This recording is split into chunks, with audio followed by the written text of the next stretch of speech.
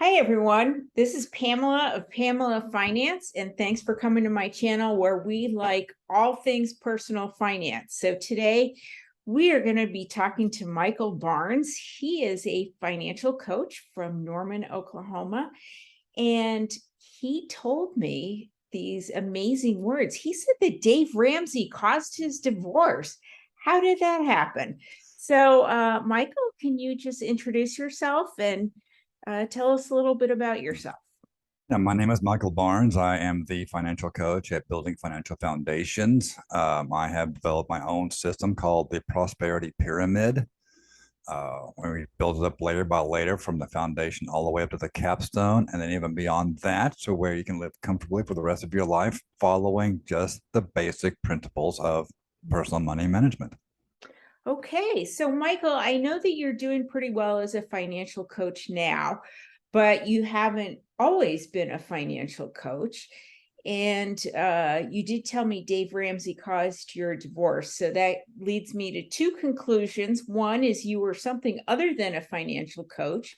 And two, you were married and, not pursuing, I don't know, financial freedom in any big way. So can you take us back to your early story and, kind of pre-financial coaching? Well, we're going to go ahead and go back all the way to 1998, where I first got my CDL and started driving a truck for a living. Okay, so you were a truck driver, Yes. like long haul Yeah, for long state line. haul. I've been in every state in the lower 48 at least twice in my Okay. 22-year career. In between times I was driving over the road, I worked in the oil field. I'd done some local delivery, both what's known as dry van, reefer, which is the refrigerated units, and flatbed. And Okay. then some other times I also ended up in the oil field for a couple of years, where I learned a lot of other vocational trades like running a 50,000-pound forklift, 20,000-pound front end loader with fork attachments. Started dabbling into winch truck operations and heavy haul operations. So that's pretty different from being a financial coach. Yeah, it is. Okay, so life goes My hands do on. stay cleaner, so that's a Okay, plus. so life goes on, Mm-hmm. and then probably something happened. Yeah. Well, in 2012, I declared bankruptcy Whoa, okay. I'm because of sure. the situation I was in at the time, and I remember like it was yesterday. I was walking into the courthouse, 39 years old, not quite even 40 yet, and my hand was on this door handle, and there were tears just coming down my face because I felt like a complete failure at this point. Because on that door was United States Bankruptcy Court. I was about to go. I was about to go and tell the world that I screwed up. I did not want that feeling ever again. I was fully prepared for that judge to tell me, no, no, no, this isn't going to happen. You just deal with your own thing. I was ready for it, and I fully deserved exactly what I thought was going to happen. Well, that didn't happen, and bankruptcy went through, and then of course here come all the loan offers. Well, hey, you have a clean slate. Build your credit up. I'm thinking to myself, I didn't want to pay bills before. What makes you think I want to start now? No, it just made absolutely no sense whatsoever. So I'm thinking to myself, okay, well, let's think about this. Can I afford the payments versus can I afford it? Let's shorten the sentence because that seems to be a clearer thought. Now, can I afford it? No. End of story. Um, then I got back to work that day, and I was supposed to take a load off to, I think it was down to South Texas. And the dispatcher saw that I was not right in the head. He's like, "No, I'm taking you off this load. You need to go. You need to go to lunch, go do it." Because I still had puffy eyes, and I was just completely distraught. I was not safe to drive. Did I want to drink? Oh yeah, but I didn't because I knew I had to drive. So did all that, and I said, you know what, I am going to go to lunch. Why not? So I sat down, I took pen to paper, and I figured out how much I was making per month versus how much my bills were. You need to understand, I declared bankruptcy when my bills were $800 a month, all of them, and I'm bringing in 2,500. That doesn't seem like a lot of money coming in per month, but at the time, I lived in the truck. Okay. $500 a month was for the motel, and I took time off at 100 a night, the nice motel. Yeah. So the other 300 is going to cell bill and groceries. Mm-hmm. That was it. I didn't have a vehicle, so no insurance payment, no registration fees, no maintenance, no upkeep, nothing. The company paid for the truck. I was a company driver, didn't even own the truck or make payments on it. So they're just paying me to drive their truck. So, that 800 versus 2,500 seems completely out of balance. Mm-hmm. Yeah. Seems like it. So I'm thinking to myself, So the first thing I did was I increased my grocery budget. I took it up from 800 a month to 1,000 a month, and I'm eating better. Okay. The other $1,000 a month, I started putting back for emergencies and things of that nature. Mm-hmm. Yeah. Okay. Well, next thing I know, I found out what this was called later on. I call it the Dave Ramsey moment. Okay. Because he talks about it in his presentations, and I think it's also in his book. They were sitting in a stoplight because they had to drop a vehicle off because of a bad transmission. But he did not have to use credit. He did not have to use any type of borrowing to get it. He just wrote a check. Mm-hmm. So my Dave Ramsey moment was, is this how money should work? Where's the stress that comes from an emergency? Yeah.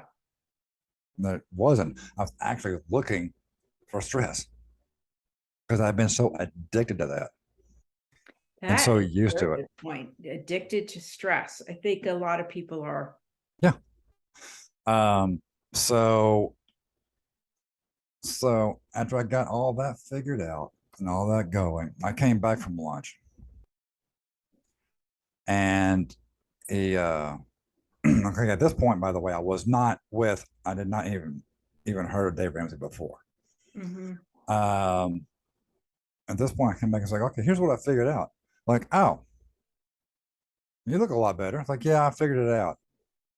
No problem. We can get this going. And I'm a lot better. And it's like, yeah, you look a lot better. Go ahead and take that load to South Texas. Okay.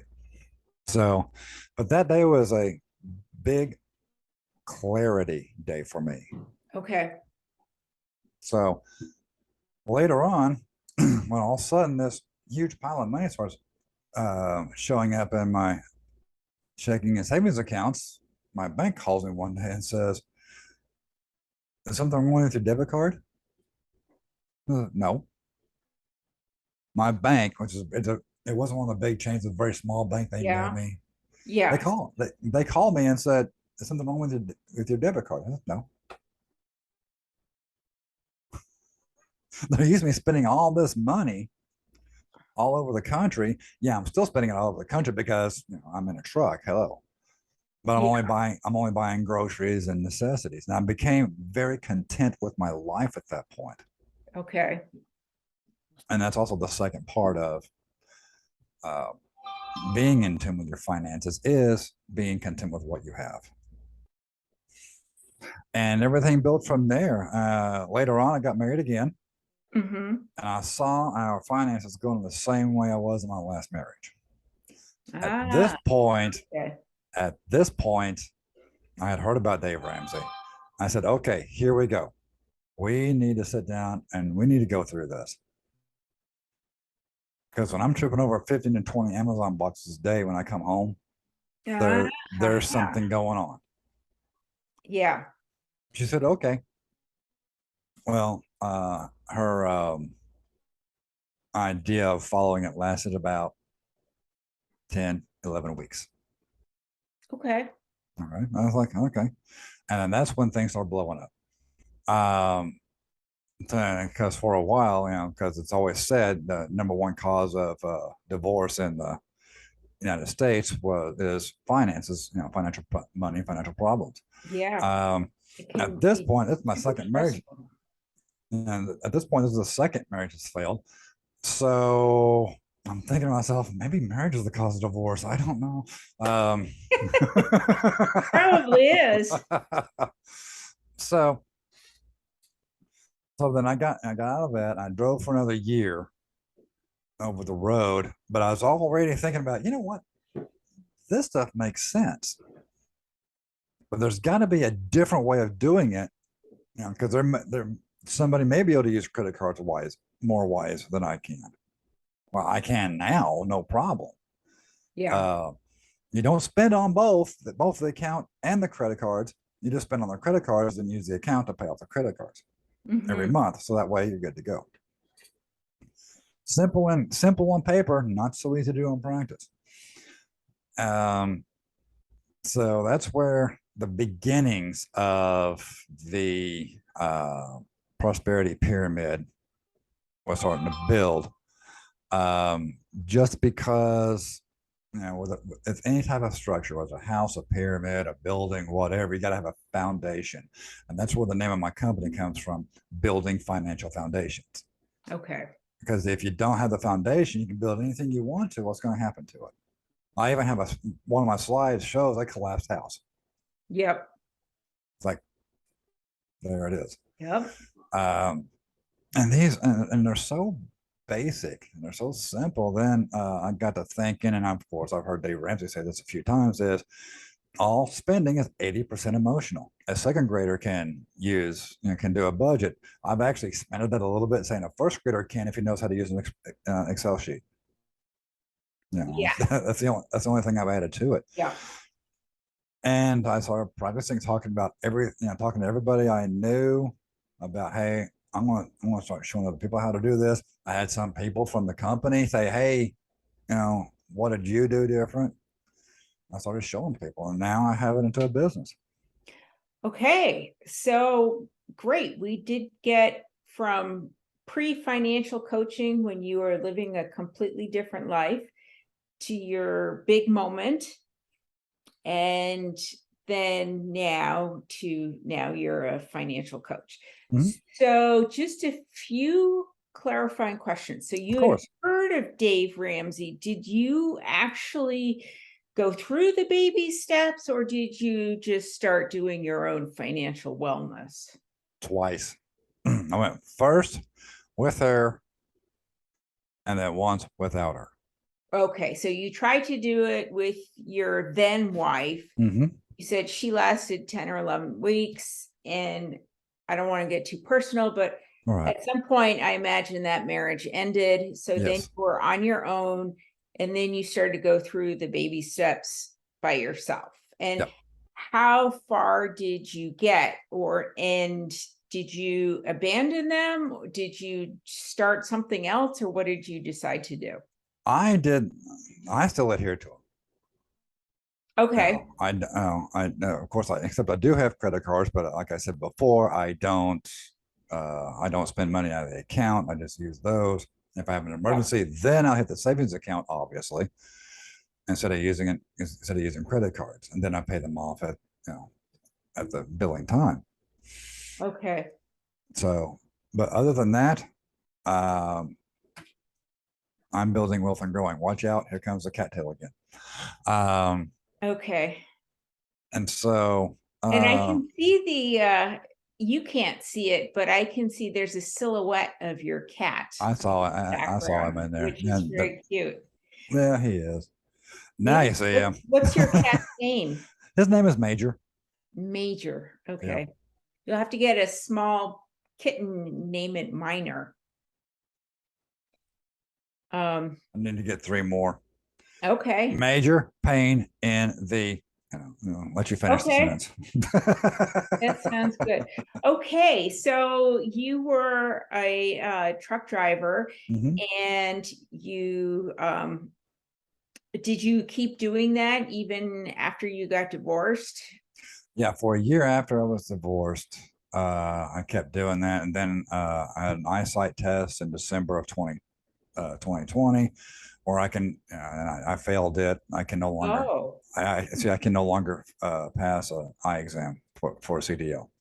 oh, okay. So that's what brought that to an end. Yeah. So what did you do next for Well, a living?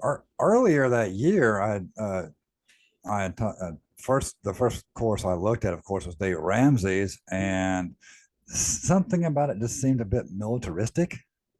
Okay. Um, and so I'm like, nah, something going on here. What's funny? Then I just Googled financial coaching, and there's this really strange person. I think she lives in Phoenix, Arizona. Her name is Kelsa. Yep. And And that's how you and I met, because I yeah, signed up for Kelsa's financial coaching program. yeah. And so she was the first, hers was the first one I signed up with because it was Okay. self-paced and I was driving a truck at the time. So I didn't have to worry about being stopped at a certain time because there's no such thing as that happening Yeah. when you're driving a truck. So I would listen to everything going down the road during the day, and then at night, revisit it a little bit, and then make my notes and start applying all the principles and things of that nature. Great. Mhm. Good. So how long have you been actually coaching people? I had my first client in February of 2021. Excellent. Excellent. And I guess you were your own first client, basically. Yeah, I was patient zero.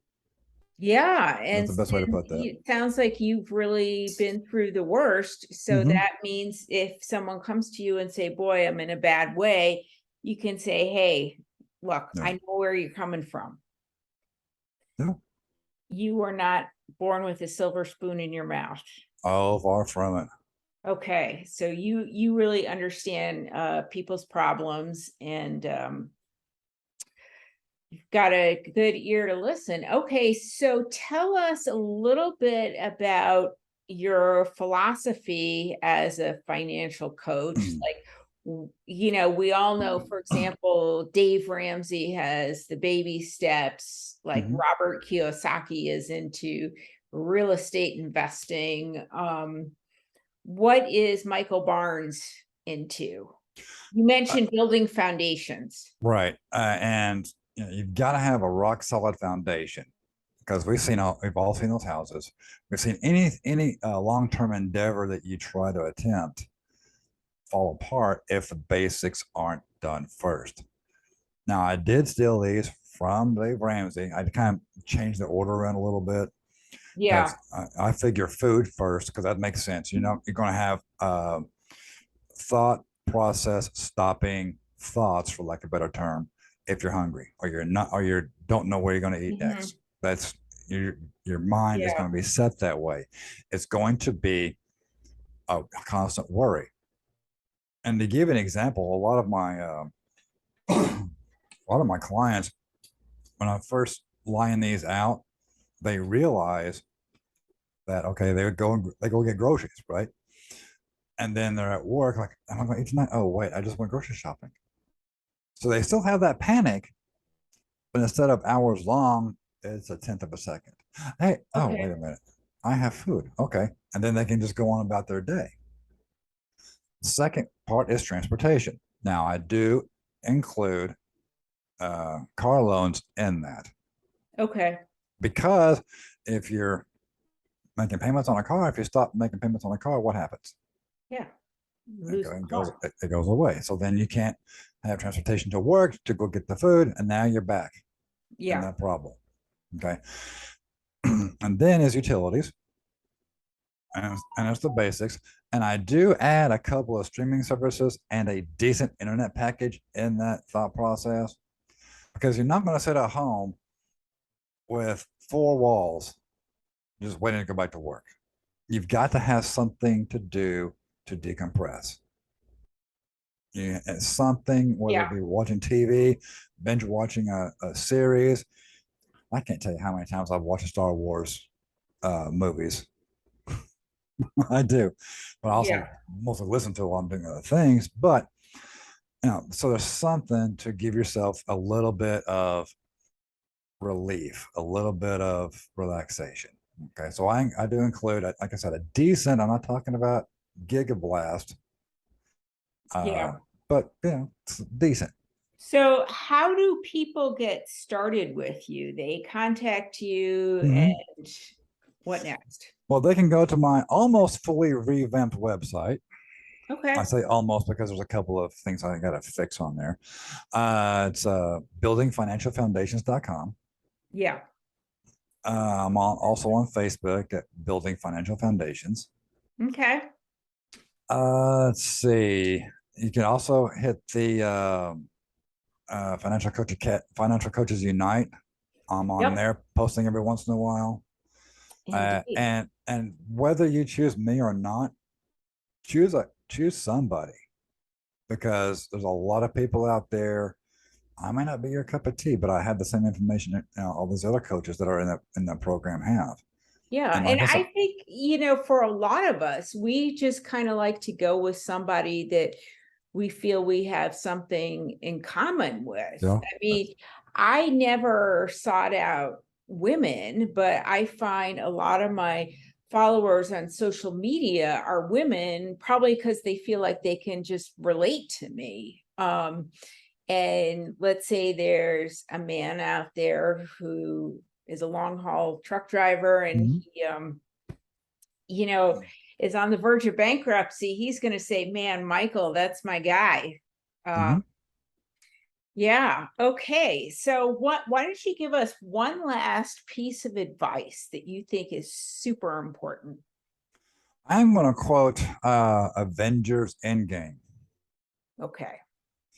No amount of money has ever bought a second of time. You have 24 hours in a day. Use it efficiently. Those same principles apply to your money as well. Okay, thanks very much, Michael. Thanks, everyone.